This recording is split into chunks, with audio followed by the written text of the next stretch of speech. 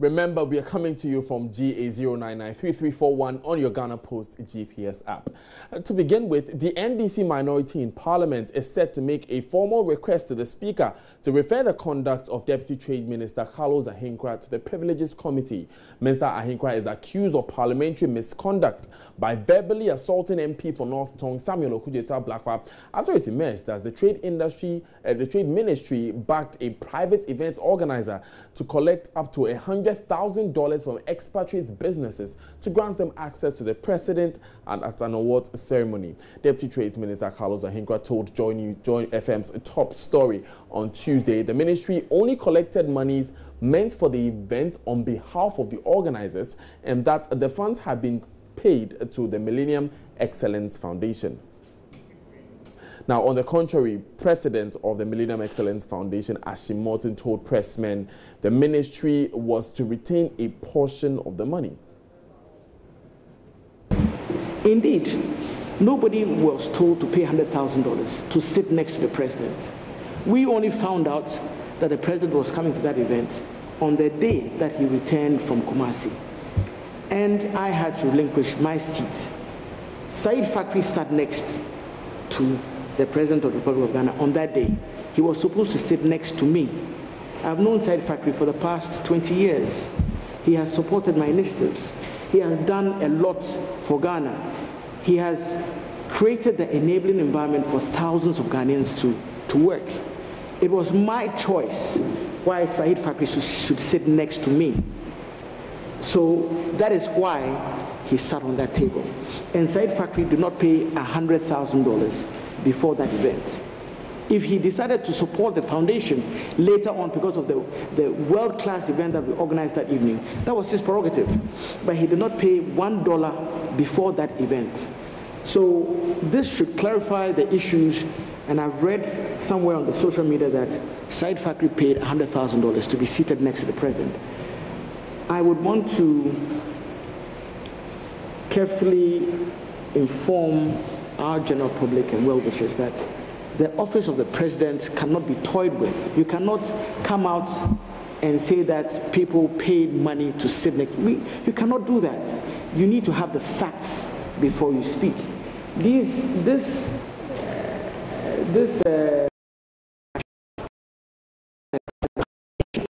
by the Ministry of Trade and Industry. $100,000. It says that any company that pays $100,000 will have one of their representatives to come and sit on that table. I am here to tell you all that nobody paid $100,000 to sit on that table that evening.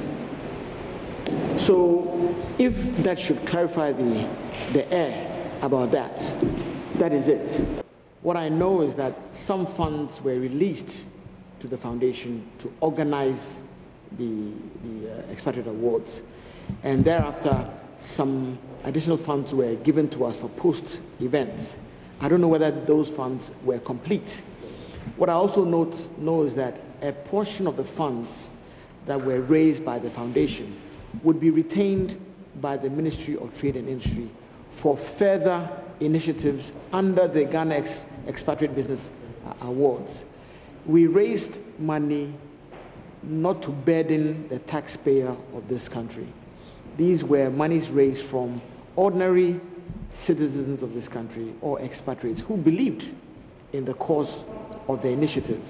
And so it is true that some monies have been received to organize the event and post-event activities and so on, and we're still making some payments, but I'm not sure whether everything has been paid.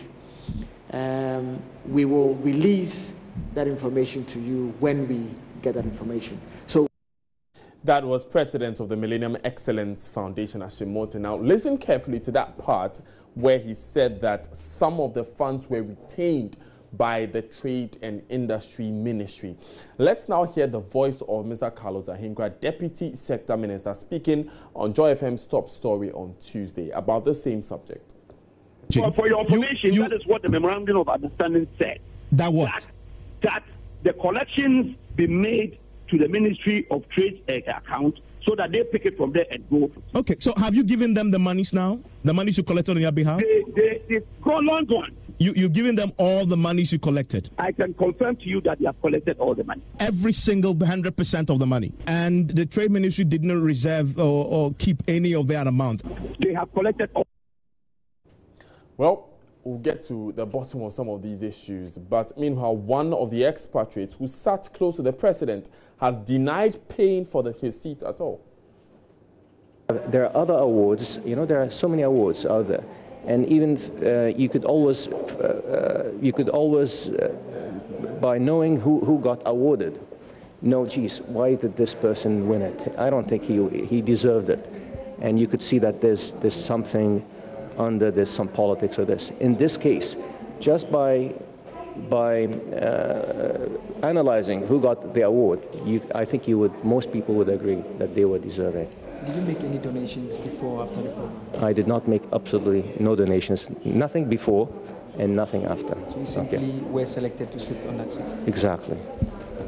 So you didn't make any contributions at all? I did not make any contributions at all. Okay. Whether others what did? happened though, to set the record straight, after we were selected, for this, and I had my invitation and a seat on the table, I thought, I'm there alone. I wanted to celebrate this event and bring, some of my directors, my wife, to be along. So I did purchase, and for that, you had to pay for a table. And I chose voluntarily to enjoy. You wanted to enjoy something with your family and with your directors here. It's certainly not. It's certainly not. Okay, I'll tell you. It was a table of 5. You could see a table of 5, how much it cost there on the sheet there, and it was a fraction of it. It was a fraction for it, and it was for them coming in. It was after the fact because I wanted to celebrate this honor, with my directors and shareholders. Right, so that was the representative of Japan Motors and giving his version of what happened. We've been trying to get back to the Trade Ministry for a response to this particular issue, particularly after Mr. Ashimortin spoke yesterday. And we're still trying to do that. Mr. Carlos Ahenkra has refused to speak to us. But we have with us in the studio the Corporate Affairs Manager for Ghana Integrity Initiative, Michael Bwedi. Welcome, sir. Thank you. So, you've seen what we have so far. This is how the issues have played out. What is your view on this from an anti-corruption perspective? I think that for everything that we do, it is important that we think about the larger interest of the nation. That is number one. And we also look at the integrity of what we are doing as well as the integrity of our own entity. I'm not sure that there is anybody who will doubt that something is not right about these whole awards because of the commentaries that almost every person that is interviewed bring a different perspective or a different angle to it. It's either a deny, contradiction, and so on and so forth. So it clearly shows that something didn't go right about this whole transaction. And what didn't go right, we believe that it is within the purview or the prism of the president to ensure that the sanctity of his office and the integrity of his person is held intact. So it is for him to investigate and let Ghanaians know what didn't go right and what remedial action is he going to take to address going forward. Before we come to what actions the president must take, because the president has invited the trade minister as of yesterday to the presidency to come and answer a few questions on this. He also asked him to deliver a written statement on what happened. But if you were the questioner here to any of these persons, what would be the key thing you'd want to know? The first thing I want to know from the trade ministry is what was the object of this whole event? Why did they do it? Number one, if you read the letter written on 23rd October, it gives a very confusing objective. One, it tries to talk about an award that recognizing contributions that expats and non-naturalized persons or industries had made to the country. Then going down somewhere, it then talks about the fact that the president's vision of one factory, one district, one factory, and therefore this is a way to sort of encourage individuals to or export foreign direct investment into some of these areas. Now, whichever way you look at it, it's not a normal practice to charge somebody if you are encouraging or you are convincing the person to invest in your vision. So you make it more even attractive for the person. You sell out what benefits the person stands to gain, you know, by investing in your vision. So it seems to confuse the issue. Now, if it's also an award, now if you're awarding me, why should an award come at a cost to me? So that also confuses the issue. So one would want to establish what the object of these whole event was about. Number two, you would also want to find out what the nation's interest was. You know, so what did Ghana benefit in these whole events? Because you see, if you are fundraising for the nation or you're fundraising for, you would want to put the nation before everything. And so you want to ask that, did Ghana benefit? Because you see, listening to the deputy minister, it sounds as if whatever resources that were collected and passed on to the Millennium Excellence Foundation. But you make reference, of course, to this letter seen, which does make reference to the fact that investors could be attracted to other parts of the economy, i.e. one district, one factory, what have you. Yes, but you see, if from the word go, you want to you know, get me to invest in your economy, you don't charge me for an award. That is not convincing. You think that's what they were doing, charging them for awards? Well, that's what the letter says, that you have to pay so much to sit close to the president. Now, it down but it's not the same as charging for an award, is well, they put a price on it. They did not ask them to voluntarily contribute to the award. There was a price tag on the table and on the sitting arrangement.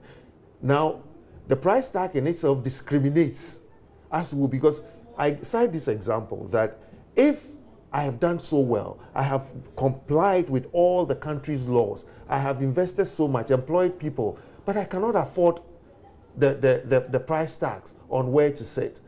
Are you going to still award me or not? So that in itself also even discriminates. Now, going to what the nation will benefit, if all the resources or the monies that were obtained from the people were passed on to the people, then it makes things even more difficult, because you see, these people are not charity organizations, they are businessmen. So what it means is that they will pass these costs back to the consumers or to the public who do business with them. So then the public ultimately will lose by paying a high price, because these monies that were collected had been shifted to them. Secondly, if they don't even pass it on to consumers, they will charge it against their profits. You understand me? So therefore, their corporate tax exactly will come down. So whichever way you look at it, the Ghana does not seem to benefit anything. Now, going forward, if you are going to award somebody, and you put price on who sits close to the president, we are now beginning to look at conflict of interest situation coming in. Now you are even facilitating who gets closer to the president.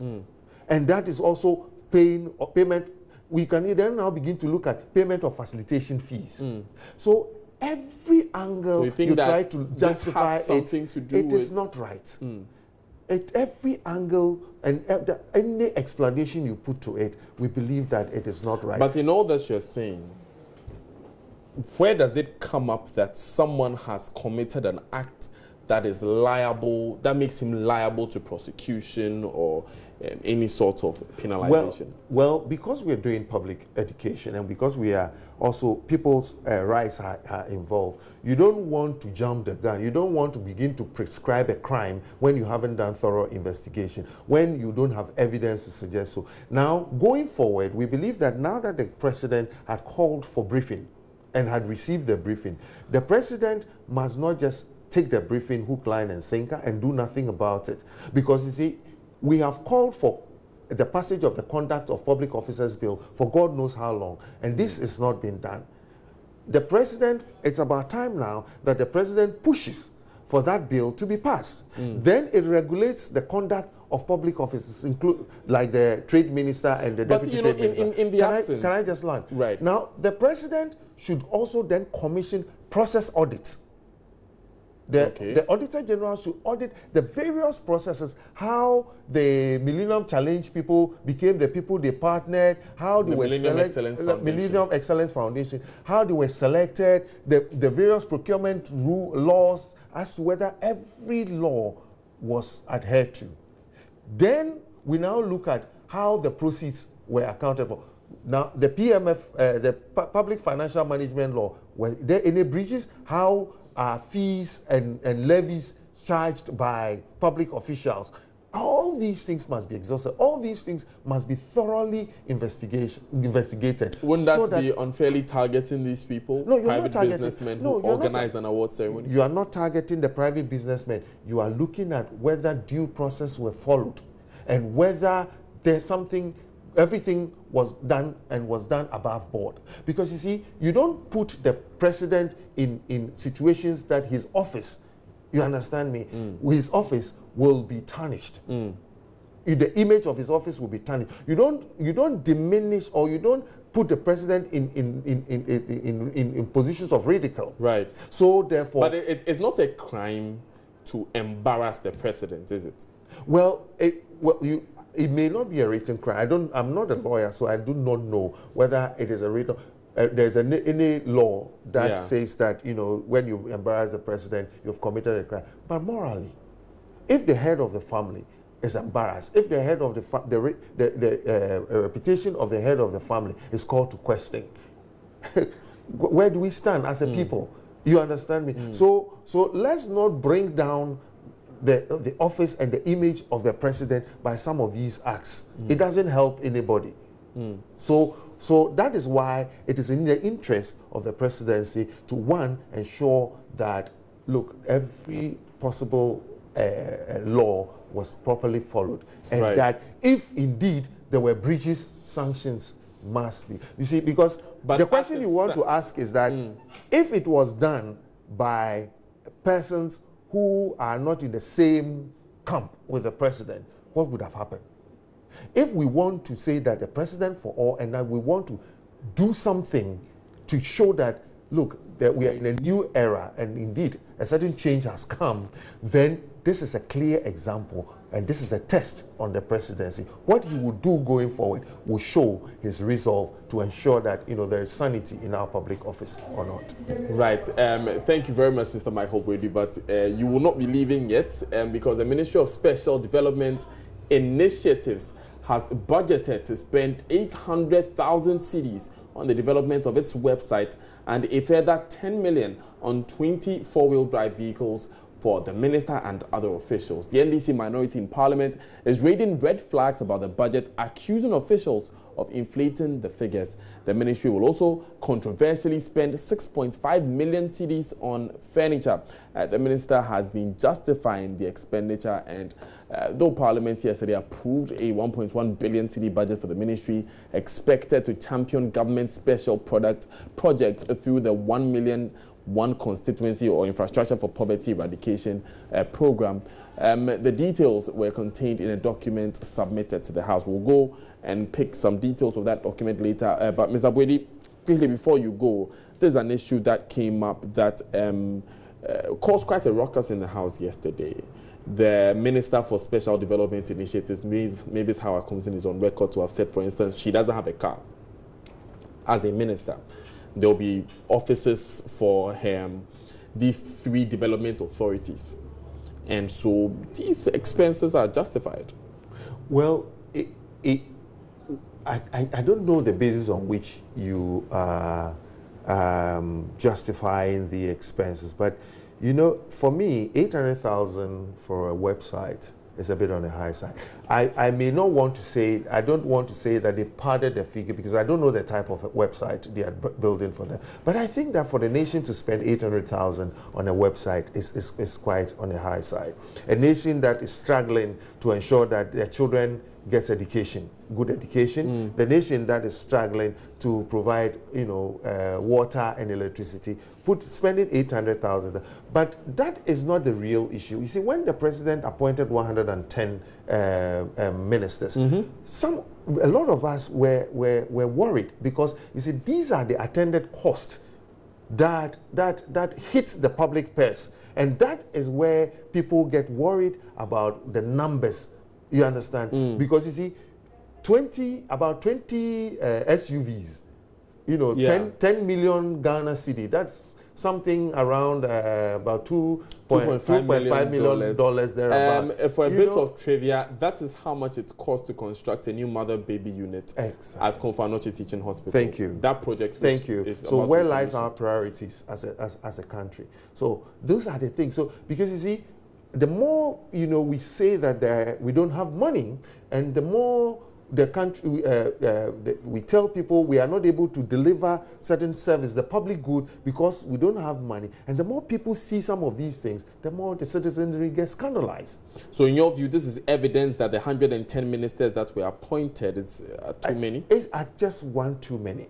We just believe that if we can cut down on expenditure on the executive, so that we can move some of these resources into providing for, because you see, every now and then the ordinary man on the street thinks that people in government think of themselves, but for nothing, so we only come to them for votes, and then after votes they look at themselves and provide for themselves. We believe that, when we talk about change, then we must see some transformation, some changes in some of these things. Look, we don't probably need 20 SUVs for one ministry at this point in time. If when our situations improve and we want to buy 20 SUVs, nobody can question it. But at this point in time, when in last year's budget we couldn't raise the targeted revenue, and we are struggling to find money for free SHS. We don't need that kind of expenditure. But you see, it comes back to the point where we seem to argue these points out on a moral ground. And we cannot, at least in the arena that we are in now, with the first case of this first issue that we discussed with Carlos Ahinkra trade ministry issue, the minority raised an issue of appropriations that government had not told parliaments that they will be raising funds in this way, right? But even in this case, it is difficult to zoom in on this wrong that has been committed. And so we can have this conversation on moral ground, but really it comes down to the discretion of the appointer and the appointed. Yes, it's true, it comes, but you see, you cannot completely take away morality from the law. I mean, it is very difficult to justify what is morally unjustifiable because probably legally it is okay. We live in a moral society, and therefore, if it Chairman Kwame Sefaka is doing the 10,000 cities for incubators. I mean, how many incubators? You mean the reigning Ghana journalists? Absolutely. How many incubators can the 800,000 buy? It's not a moral argument. It's a reality that there are hospitals in this country without incubators. And there are hospitals in this country where mothers sleep on the floor, where sick people sit on benches. Do we want to put money into SUVs, website, when we can spend a fraction of that money to provide comfort for the ordinary man? It is not about morality. It's about the welfare of Ghanaians. But speaking of the welfare of Ghanaians, on the question of the number of ministers contributing to this one, some would argue that without a sector minister, these projects would have been implemented anyway, so that we would still need a number of SUVs to take care of state officials. We'll still need probably 800,000 cedis to take care of a website or what have you. I don't think you do the questioning, so I don't think I have the right to ask your question. But how do you feel when you have these SUV pass by you in traffic here in Accra? You were right. I can't answer those questions. I don't feel good at all. You understand me? Because you see, if we're buying SUVs to do outstation travels, fine. But personally, and this is not a view of my office, but my personal opinion is that we are abusing these SUVs. We can have people drive saloon cars in Accra. and use the SUVs when they're doing outstations. But you see, everywhere you go, SUVs have become the thing, and then, you know, you have hazard, and they throw everybody off the road and then drive through the road, not even observe traffic regulations. So, look, let's not, it shouldn't be the status quo. You see, when we come into public office, let it be reflect that we're there to serve. And that is why many people believe that, look, we should put accomplished persons in public office, so that one, they could bring the experience to bear. They could look, they have nothing more to lose or to gain in life except to serve their country. Well, I don't usually support that argument, hook, line, and sinker, because we also need to groom the next generation. Right. But then, you see, the more we begin to clamor for status, and we begin to clamor for, you know, SUVs and good living and stuff, then we begin to negate or relinquish the public service, the background. So you think some of these SUVs are unnecessary, just good living? I think that it only just enhances our status, but not to serve the people. Right. Thank you very much, Michael Brady. This is all the time would allow us for. But we'll take a quick breather. When we come back, we'll talk about the next flag bearer, possibly, of the National Democratic Congress. Stay with us.